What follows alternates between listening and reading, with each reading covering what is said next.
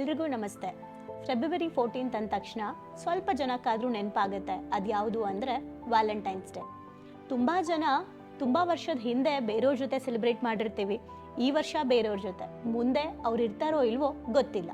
ಒಟ್ನಲ್ಲಿ ಈ ವರ್ಷದ ನಮ್ಮ ವ್ಯಾಲೆಂಟೈನ್ ಇವರೇ ಅಂತ ಹೇಳ್ತಾ ಇರ್ತೀವಿ. ಆದರೆ ನಿಮಗೆ ಯಾವತ್ತಾದ್ರೂ ಸಿಕ್ಕಿದಾರಾ ನಿಮ್ಮ ನಿಜವಾದ ವ್ಯಾಲೆಂಟೈನ್? ನೀವು ಯಾವತ್ತಾದ್ರೂ ಹುಡುಕಿದ್ದೀರಾ ನಿಮ್ಮ ನಿಜವಾದ ವ್ಯಾಲೆಂಟೈನ್ ಯಾರು ಅಂತ?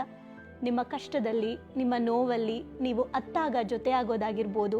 ಪ್ರತಿಯೊಂದರಲ್ಲೂ ನಿಮ್ಮ ಹಿಂದೆ ಇರುವಂಥ, ನಿಮ್ಮ ಜೊತೆಯಲ್ಲಿರುವಂಥ ಒಬ್ಬ ವ್ಯಾಲೆಂಟೈನ್ ನಿಮ್ಮ ಜೊತೆಯಲ್ಲಿದ್ದಾರಾ? ನನಗಂತೂ ಆ ಥರ ವ್ಯಾಲೆಂಟೈನ್ ಸಿಕ್ಕಿದ್ದಾರೆ. ಅವ್ರನ್ನ ನಾನು ತೋರಿಸ್ತೀನಿ. ನಿಮಗೂ ಬೇಕಾ? ಆ ಥರದವ್ರನ್ನ ನೀವೇ ಹುಡುಕೊಳ್ಳಿ.